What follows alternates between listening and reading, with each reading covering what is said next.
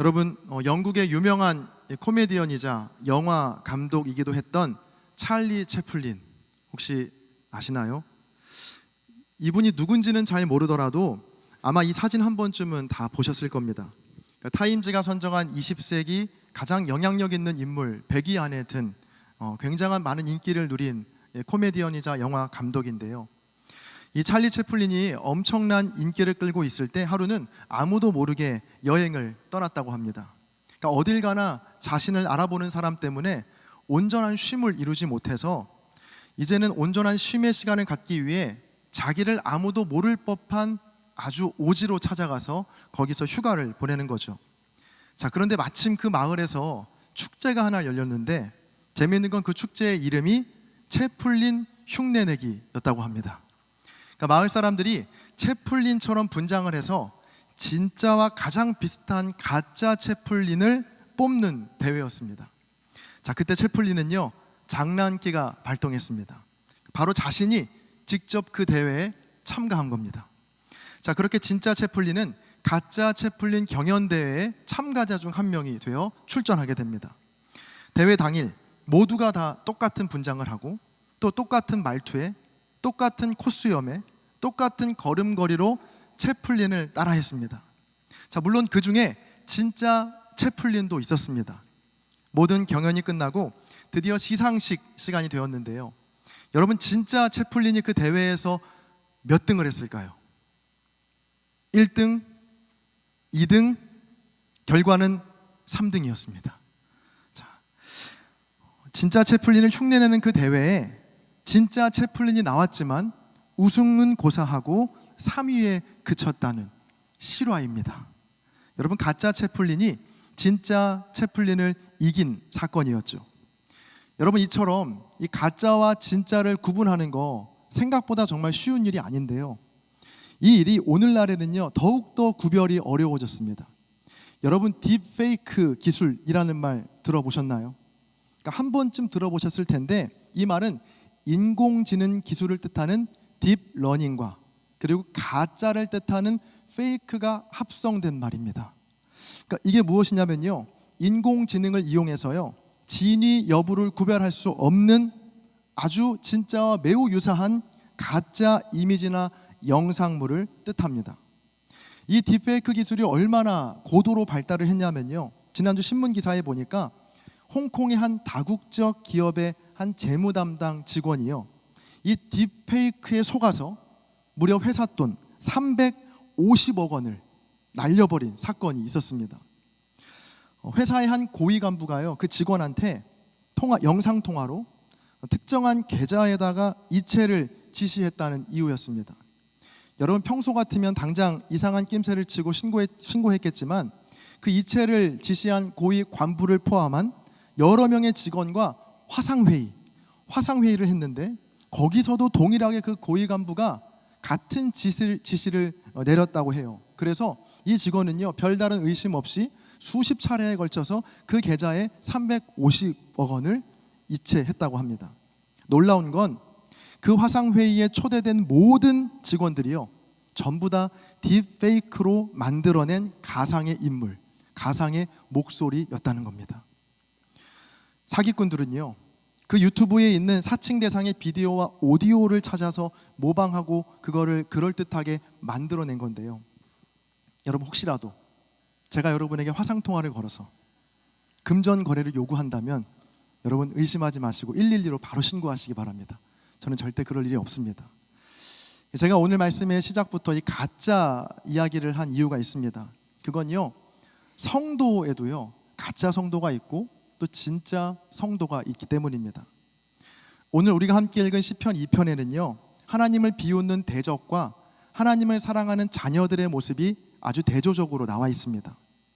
만약 누군가가 당신은 하나님을 대적하는 원수, 즉 대적입니까? 아니면 하나님을 사랑하는 자녀입니까? 라고 여러분에게 물어보신다면 우리는 100이면 100 이렇게 답하겠죠. 저는 하나님의 자녀입니다.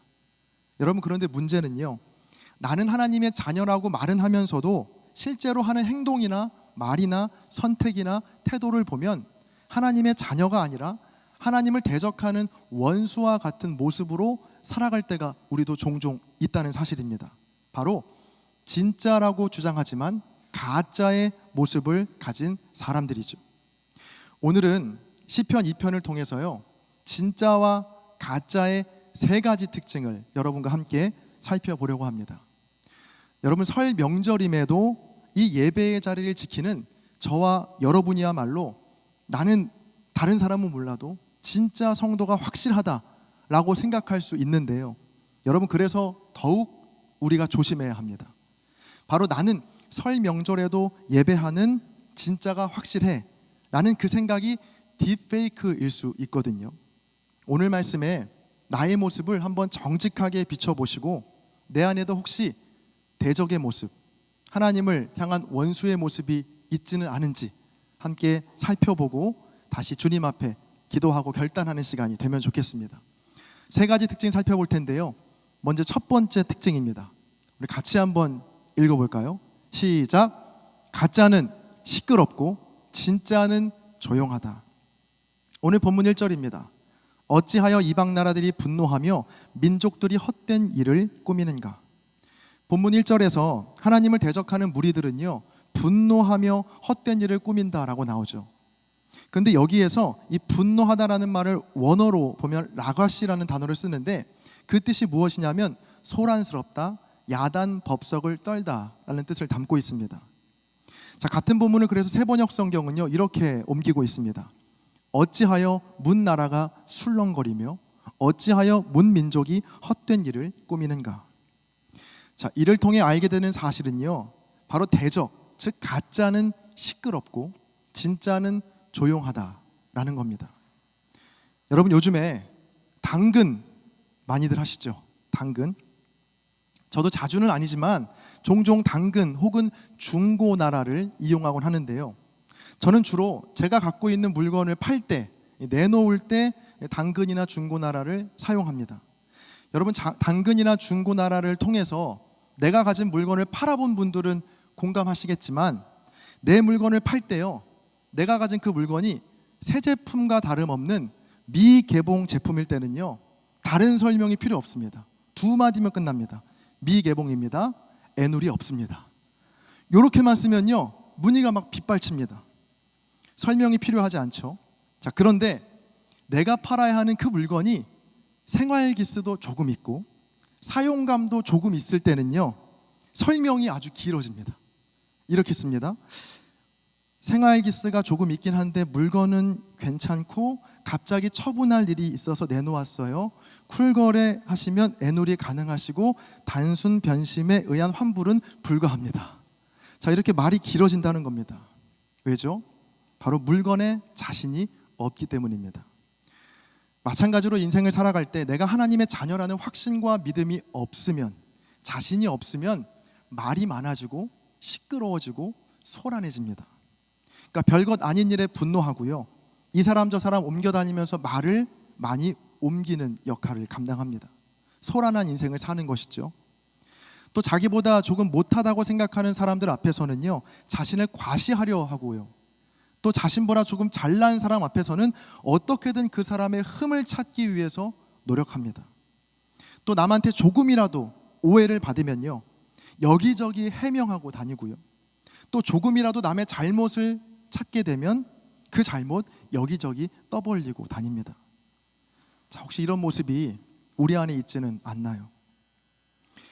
이기주 씨의 언어의 온도라는 책에 보면 그 작가가 경제부 기자 시절에 위패 감별사와 만났던 이야기가 담겨 있거든요.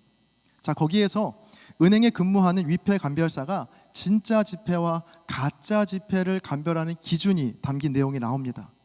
자, 그때 만났던 위패 감별사는요, 정말 빠른 손놀림으로 한치의 오차도 없이 초정밀 위조 달러를 단숨에 찾아내는 가짜 돈 전문가였는데요, 그 전문가의 말이 이렇습니다. 너무 화려하면 일단 수상한 지폐로 분류합니다. 위패, 즉 가짜 지폐는 진짜처럼 보이기 위해 꾸민 흔적이 역력해요. 어딘지 부자연스럽죠.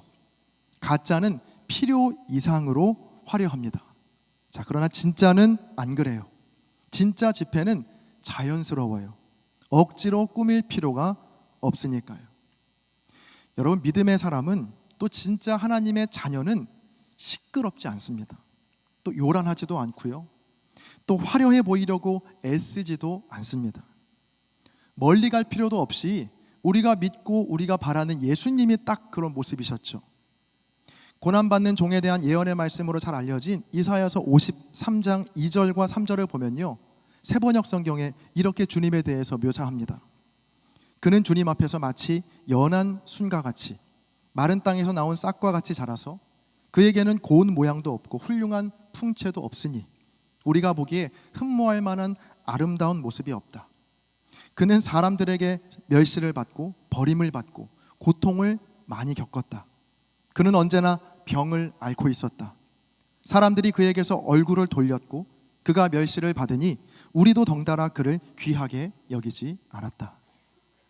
혹시 나는 분명히 하나님의 자녀라고 말은 하지만 어디를 가든 주목받고 싶어 하고 말과 다툼을 몰고 다닌다면, 여러분, 가짜는 시끄럽고 진짜는 조용하다는 사실을 꼭 기억하시기 바랍니다.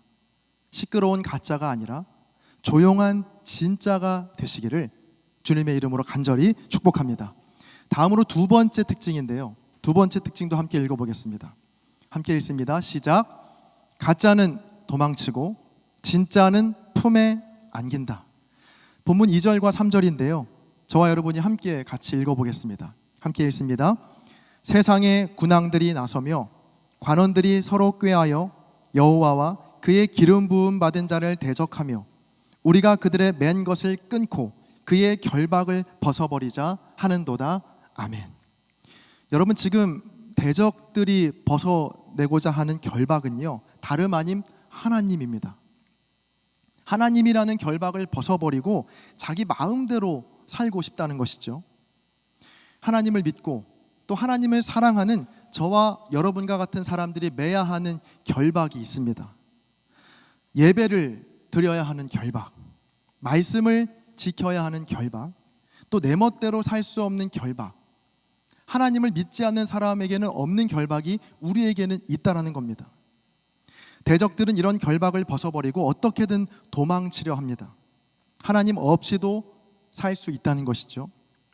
여러분, 그런데 우리가 기억해야 할 게 있습니다. 바로 결박에도요, 두 종류의 결박이 있다는 겁니다. 바로 나를 죽이는 결박과 나를 살리는 결박이 있다는 겁니다. 여러분, 나를 죽이는 결박이란 무엇일까요? 범죄자의 손을 묶는 수갑이나 사형수를 묶는 포승줄이 대표적이겠죠. 근데 이와는 반대로요, 나를 살리는 결박이 있습니다. 자, 그 중에 대표적인 예가 바로 안전벨트를 들 수 있습니다. 여러분, 안전벨트는요, 우리를 살리는 결박입니다. 물론 벨트를 매면 답답하고 불편하죠. 또 벨트를 맨 모습은요, 포승줄과 크게 달라 보이지 않습니다. 그런데 주행 중에 그 안전벨트가 내가 불편하고 답답하다고 해서 그것을 풀어버리면 어떻게 될까요? 일단 범칙금 3만 원 지불됩니다. 자, 그리고 심하면 목숨을 잃을 수도 있습니다. 지난 2020년도 한 기사를 보니까요, 한국교통안전공단이 2017년부터 19년도까지 3년간 발생한 교통사고 사망자 사례를 분석한 결과를 내놓았는데, 거기에서 안전벨트를 매지 않았을 때의 사망률이 안전벨트를 맸을 때의 사망률보다 무려 4.7배나 높았다고 합니다. 굉장한 차이죠. 여러분, 그래서 안전벨트는요, 벗어버려야 하는 결박이 아니라 도리어 반드시 매야 하는 생명줄인 것입니다. 하나님을 믿으며 산다는 게 믿지 않고 사는 사람들과 비교해 보면 아까도 말씀드렸지만 불편한 결박 하나를 더 메고 사는 것 같이 불편하고 답답하게 느껴질 때가 종종 있습니다. 남들은 아무 신경 안 쓰고 부어라 마셔라 눈치 보지 않고 술 마실 때, 믿는 사람들은 눈치 보면서 찔끔찔끔 마시죠. 또 믿지 않는 사람들은 속이 후련하게 육두문자와 욕을 뱉어낼 때, 믿는 사람들은요, 욕을 하더라도 뭔가 찝찝하고 불편한 마음으로 조금씩 합니다. 물론 아닌 분들도 몇 분 계시는 것 같긴 합니다. 하나님을 믿지 않는 사람에게는 없는 그 결박이 우리를 불편하게 만들곤 하죠. 여러분, 그런데 그 불편하게 느껴지는 그 결박이 저와 여러분을 영원한 생명으로 인도하는 생명줄이 된다는 사실을 여러분 꼭 기억하시기를 바랍니다.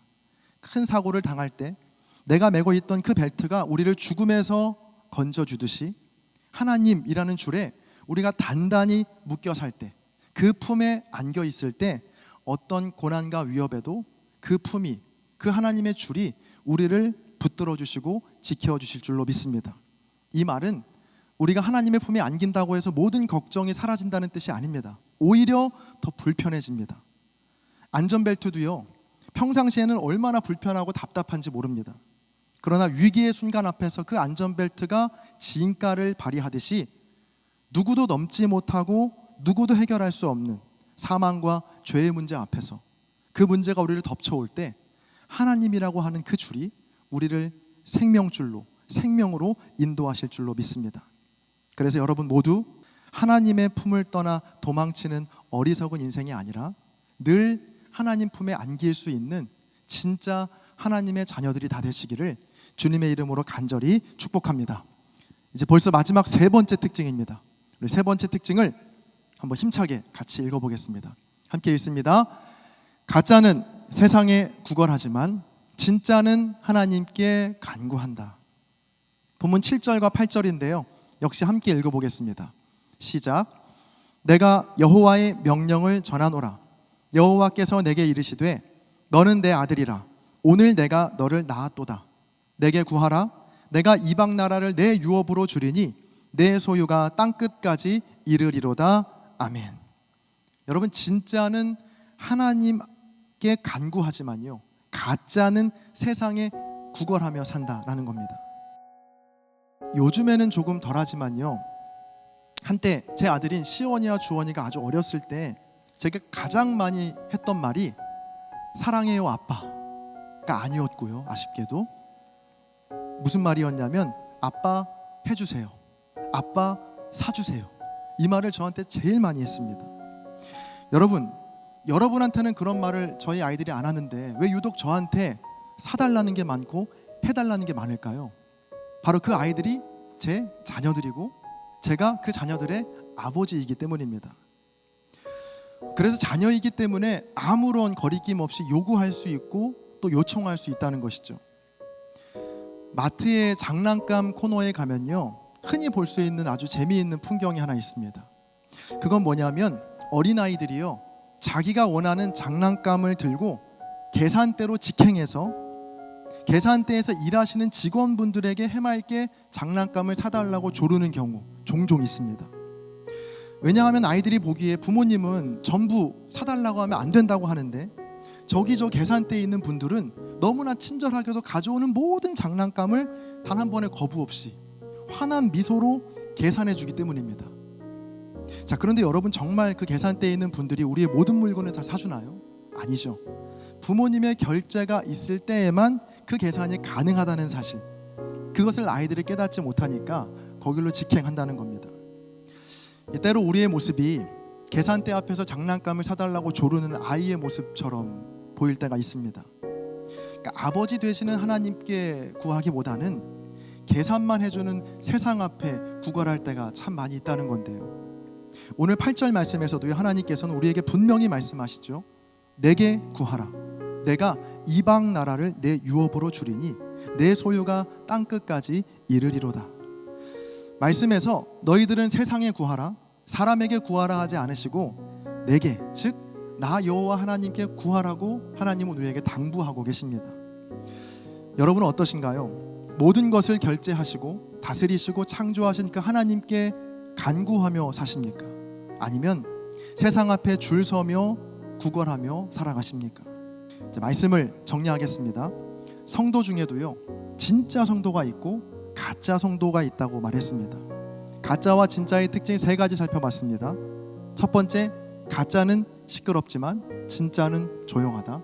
두 번째, 가짜는 하나님으로부터 도망치지만 진짜는 하나님 품에 안긴다.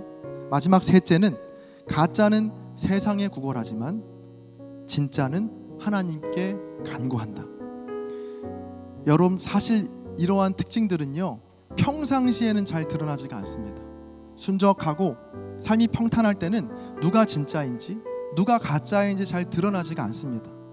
그런데 언제 이것이 확 드러나냐면요, 위기의 순간이 찾아오면 그때 내가 진짜였는지 가짜였는지가 확실하게 드러날 수 있습니다. 아름답고 빛나는 다이아몬드 아시죠? 이 다이아몬드의 주성분이 탄소라고 합니다. 재미있는 건요, 여러분, 우리가 연필심으로 많이 사용하는 그 흑연, 그 흑연도요 똑같이 탄소로 이루어졌다고 해요. 그러니까 성분으로만 따지면 다이아몬드와 흑연이 다를 게 없이 똑같다라는 겁니다. 자, 이런 똑같은 탄소 덩어리지만 지하에서 높은 온도와 높은 압력을 지속적으로 받으면서도 타지 않으면 다이아몬드가 되고, 거기에 타버리면 흑연이 된다고 합니다. 그래서 이 다이아몬드라는 말의 어원을 찾아보면요, 그리스어 아다마스라는 말에서 왔는데요, 그 뜻이 이거라고 해요. 정복할 수 없는 이란 뜻입니다. 자, 그러니까 어떤 고열과 어떤 압력에도 타지 않는 것만이, 즉 정복되지 않는 것만이 다이아몬드라는 이름을 얻게 된다는 것이죠. 성도의 삶도 다르지 않다고 생각합니다. 고난과 핍박의 순간 속에서도 그 어려움이 나를 정복하지 못하도록 조용하게 하나님 품에 안겨 하나님께 간구할 때, 하나님은 그 인생을 향해 나의 자녀, 거룩한 성도라고 하는 위대한 이름을 붙여주실 줄로 믿습니다. 저와 여러분 모두가 참된 성도, 진짜 하나님의 자녀들이 다 되시기를 주님의 이름으로 간절히 축원합니다. 함께 기도하시겠습니다. 존귀하신 주님, 죄덩어리에 불과한 우리를 당신의 자녀로 불러주시고 성도라는 거룩한 이름을 붙여주신 은혜에 감사를 드립니다. 고열과 고압 속에서도 타지 않고 버텨내는 다이아몬드처럼 우리의 믿음도 어떤 고난과 환난 속에서도 아름답고 고귀하게 빛나게 하여 주옵소서. 감사드리며 우리 주 예수 그리스도의 이름으로 기도합니다. 아멘.